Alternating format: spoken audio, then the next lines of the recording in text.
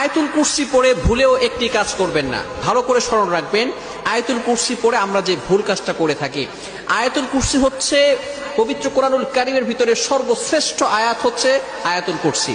সূরার ভিতরে সর্বশ্রেষ্ঠ সূরা হচ্ছে সূরা ফাতিহা, সূরা ইয়াসিন, সূরা বাকারা। তবে আয়াতের ভিতরে সর্বশ্রেষ্ঠ আয়াত হচ্ছে আয়াতুল কুরসি।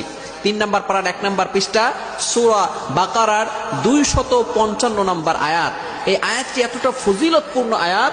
আল্লাহু লা ইলাহা ইল্লাহু আল হাইয়ুল কাইয়্যুম। এই আয়াতের ভিতরে আল্লাহ তাআলার 2টি চমৎকার নাম আছে। এই নামকে বলা হয় ইসমে আজম, আল হাইয়ুল কাইয়্যুম।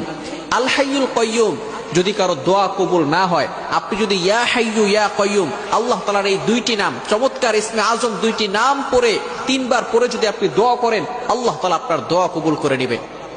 যেহেতু এই আয়াতের ভিতরে আল্লাহ তাআলার 2টি ইসমে আজম নাম রয়েছে, এই নামের কারণে আল্লাহ পাক রব্বুল আলামিন এই আয়াতের মর্যাদা আরো বাড়িয়ে দিয়েছেন। সুতরাং যদি জিন আপনাকে আসর করে, এই আয়াতুল কুরসি পড়লে জিন আপনাকে কোনো ক্ষতি করতে পারবে না।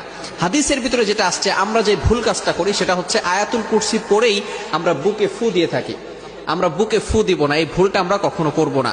হাদিসের ভিতরে আসছে, আল্লাহ রাসূল সাল্লাল্লাহু আলাইহি ওয়াসাল্লাম বলে দিয়েছেন, মান ক্বারাআ আয়াতাল কুরসি ফি দুবুরি কুল্লি সালাতিন মাকতুবা, যে ব্যক্তি 5 ওয়াক্ত নামাজের পরে আয়াতুল কুরসি পাঠ করবে, দাখালাল জান্নাহ ইল্লাল মাউত লাম ইয়ামনাহু মিন দুখুলিল জান্নাহ ইল্লাল মাউত, অর্থাৎ মৃত্যু হতে দেরি আল্লাহ পাক রব্বুল আলামিন তাকে জান্নাত দিতে দেরি করবে না। বলেন সুবহানাল্লাহ। বড় আজীব একটি আয়াত, এবং এই আয়াতের এত ফজিলত যদি কোনো ব্যক্তি